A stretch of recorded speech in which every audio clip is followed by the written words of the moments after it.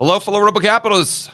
Hope you're well. We got some bad news from the Wall Street Journal, but I think that if we look at the statistics and kind of take a step back, and then we can maybe use this unfortunate news to better predict what we may see with macroeconomics moving into 2024. That's why I want to address this topic. So let's go right over to the Wall Street Journal and check this out. As you guys can probably guess, the statistics for homeless people have just completely gone off the charts. I guess they set a record for the increase in homeless people over the last year. So, like I said, very unfortunate. I mean, as an American, I don't like reporting these types of stories. It's not that I don't like them. It's just that, it's sad, quite frankly. It makes me sad. But we've got to recognize the reality of what's going on. We can't just bury our head in the sand, for heaven's sakes. And then as prudent investors or people who are just trying to figure out the world around us, we have to take this information and plug it into our framework. That's really that's what I want to focus on with this story. So title, more Americans are ending up homeless at a record rate. High housing costs and evictions push more people from homes, advocates say. And I think a lot of this has to do with not just home prices, but mental illness, drug use. I mean, we're seeing pretty much a perfect storm since 2020. I mean, let's lock people in a cage. Let's turn them into drug addicts. Let's give them stimmy checks. And then, what should we expect? And then let's just boost housing prices artificially, over years and years and years. And, rents go up at the same time. What do you expect, honestly? And so now I want to just step back for a moment here and think about this in terms of the housing market, because most of the people on this live stream right now, although I'm sure they see the homeless, I would call it an epidemic, especially if they live in an urban area, they see this daily, but it might not impact their lives directly, other than I'm sure it just makes them just as sad as I am to see this in these statistics. But it's what does impact most of the people on this live stream or watching this video is the housing market. You either have to pay rent or you have to pay a mortgage, most of you.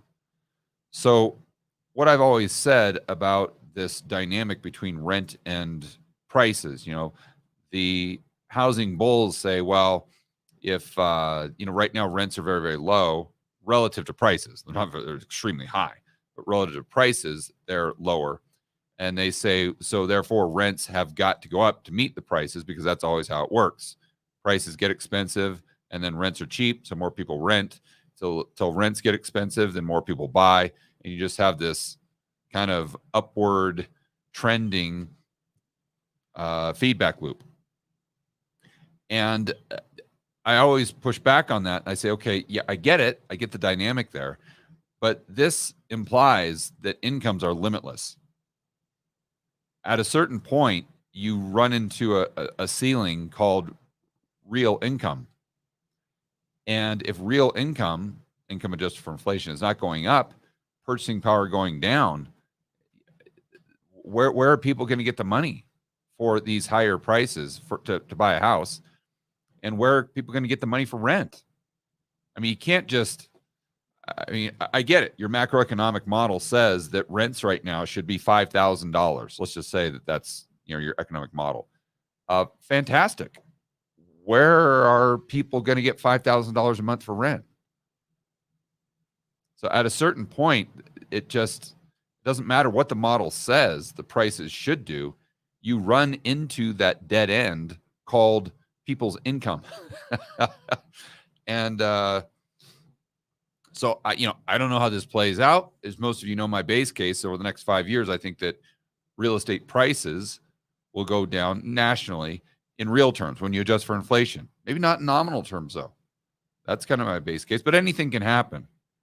But it is interesting to see this dynamic play out And if you are someone that's extremely bullish on housing, then you unfortunately must also be very bearish on homelessness, meaning that if you're bullish on housing, you must also acknowledge that the homeless problem in the United States is going to get far worse. And that's assuming that it's just affordability, an affordability issue, and it's not a mental illness drug issue, which it's most likely a combination of everything. So this is how they compiled the homeless numbers. The journal reviewed available data on more than 300 entities that count homeless people in areas ranging from cities to entire states. Those entities accounted for 8 of every 9 homeless people counted last year. So I know a lot of people might push back on these statistics, but I mean, for heaven's sakes, open your eyes. I know it's just anecdotal, but every single time I go to a U.S. city now, I'm just shocked by the amount of homeless people. I mean, I was just in Park City for our mastermind group, and then I spoke at a conference in Los Angeles. My good buddy Eric Sue was in the digital marketing space with his partner Neil Patel. And obviously, you can see the amount of homelessness has really gone up, but it really hits home when I was going into the international airport, or excuse me, the international terminal at LAX, because I had to go from LAX straight down to Bogota to get back to Medellin. So going into the international terminal, walking around there, the first thing I notice is, there's homeless people everywhere, which I never really used to see homeless people at an airport. And not only they're just outside, but then you walk into the terminal and there's homeless people everywhere inside the terminal, just like sleeping and doing whatever it is. And then, whatever it is doing drugs. Because then you go into the bathroom, which is, where I went after looking at that sign showing what gate your flight's at or whatnot.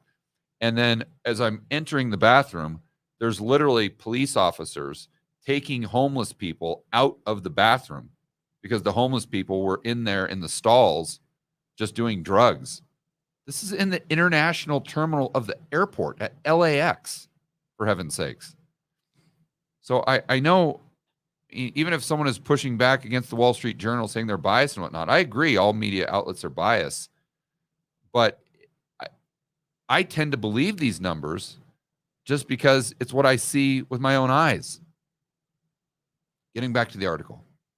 The data so far this year are up roughly 11%. 11% from 2022. Jeez, a sharp jump that would represent by far the biggest recorded increase since the government started tracking comparable numbers in 2007.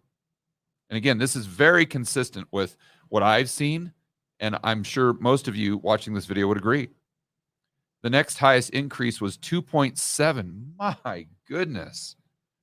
Jeez. So for those of you new to the channel, you might not know this, but I don't do much preparation before I go live. So this is actually the first time I've read this article in detail. I just read the title before we went live. I didn't know that the increase went from, or the highest prior increase was 2.7%. And over the last year, we're up 11%. Wow, that is tough to get your head around. Jeez, that's really an incredible statistic. Let's keep going here. The journal's tally thus far includes more than 577,000 homeless people. The outstanding entities known as continuums of care declined to provide their numbers. Okay, so this is their kind of exclusive numbers from the Wall Street Journal. These are preliminary numbers and a final estimate meant to represent the single night of homelessness in the United States. Okay, so factors at play according to advocates. Well, I mean, I'm no genius, but I'm guessing it's mental health, drugs, and affordability. They say this year's surge reflects a host of pressures around the United States, such as rising housing costs, there we go, lack of affordable rental units, and nation's continuing opioid crisis, so drugs. According to reports from nonprofits and government agencies counting the homeless. So now, again, let's step back and think about this in terms of the overall housing market. And for the national aggregate total, I think obviously this is very bearish. And unfortunately, this is with a backdrop of historically low unemployment. And keep in mind, what's the Fed trying to do right now? They're literally, explicitly trying to increase the unemployment rate. So if the homeless rate went up by 11% over the last year, that's with the unemployment rate at 3.5%, a historic low going all the way back to the late 1960s.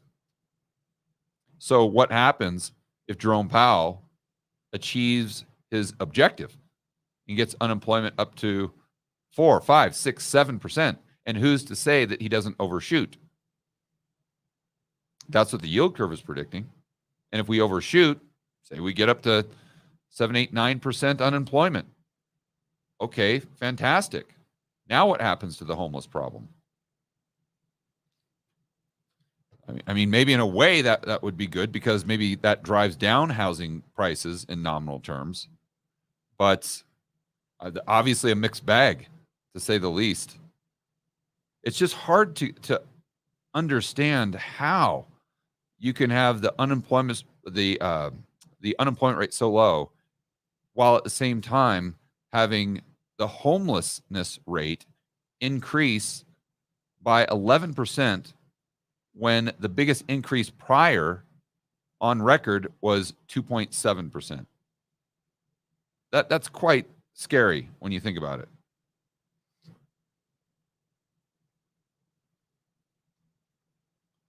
So here's a quote from Donald Whitehead Jr., Executive Director of National Coalition of Homeless, an advocacy group. He says the COVID relief funds, stimmies, provided a buffer. We're seeing what happens when those resources aren't available. Yeah. Look, when you lock everyone in a cage for 6 months or whatever we did, that's going to have unintended consequences. Or maybe it's not unintended. Maybe these are intended consequences. I mean, if you're trying to tear down society, this is a great way to do it. So it goes on to say how evictions are up. They're trying to blame it on costs. But you know what's first thing that comes to mind, and although the costs are a big component, I believe it was in San Francisco, they opened up all these new housing units for homeless people, and the majority, I think it was like 55% or so, of the homeless people refused to even go into that. They didn't even want a house. They didn't even want it. They wanted to live on the street. And this is, I think, what shows the mental illness component and the drug component. And in order for us to solve this problem, you've got to address that first and foremost. But I think it all starts with the health of the economy, right? If we really had a true free market capitalism, if you take away the stimmy checks, if you incentivize people to actually work instead of doing the opposite, and then you don't try to demonize people who have been successful, and then you start focusing your attention on the family, on the nuclear family, instead of trying to tear the family apart. You see, I think for me, and you guys, let me know what you think. If our culture went back to prioritizing things that it did when I was growing up, and if our culture focused more on family, and to a certain degree, I think if it focused more on religion, even if you're an atheist, you've got to admit that having religion as a core belief system gives an individual, and therefore a family and a society, it gives them a purpose higher than themselves. And if you look at human history, that can have some very positive benefits. Even if you don't believe the whole religious component of it. So you take out that higher purpose. The divorce rate, let's say, is at 50, 60%. We're demonizing fatherhood. We're demonizing masculinity. So you take that out of the equation. And you look at all of these, young males that are growing up and father's not around. You've got a mother probably doing her best, the single mom, and then 99% of his teachers are female. So you have no male influence on a 9-year-old boy, going into the preteen and teenage years. This is what you're going to get. It's not rocket science, for heaven's sakes. So again, I think the solution here, in my opinion, would be you've got to get society, you've got to have a fundamental shift in society to go back to where we're prioritizing success, prioritizing the family, and prioritizing having a true male influence in children's lives, and not saying, oh, that's a bad thing. Toxic masculinity, toxic masculinity. Hey, maybe a little masculinity here and there. Maybe it ain't so bad, especially for boys. Imagine that, right? It's odd that you never hear about toxic femininity, right? Guys can be as feminine, and that's just perceived as, something that men should strive for. Men should strive to be far more feminine, but somehow that's not toxic. But if a guy is actually being a guy and playing, just kind of what would you imagine would be natural for guys, being masculine. Of course, you can't say that anymore. But you'd think that from a standpoint of mental stability, that would give them a better shot of not seeking out drugs and actually doing something positive with your life. So there's a lot of variables here. But I think we understand, in looking at this problem, how we got here. I think it's extremely obvious when you look at the last 10 years. So what we need to do is pretty much the opposite of that. And we got to unwind that and understand that, okay, maybe the pendulum was over here, but now it's way over here. We got to find something in the middle here. And we got to go back to just having the foundation, or setting up the fundamentals for young people, young males, to succeed in life long term. I think that's the only way that you're going to get rid of this homeless problem. Because, I don't know the statistics. Let's see if they say them here. But my guess would be 90% of homeless people are male. It's not often that you get females that are homeless.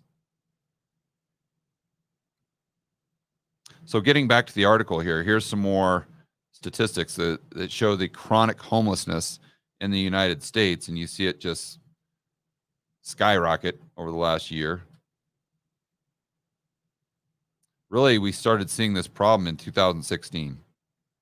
Started to ramp up significantly. And I think, just thinking this through, that's when real estate prices really started to get out of hand. That's when the drug problem, that's when the mental illness, the opioid, I think that's really when it takes off. So that would make sense.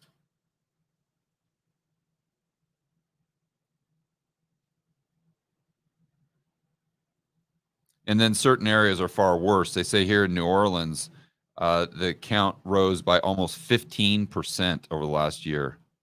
Wow.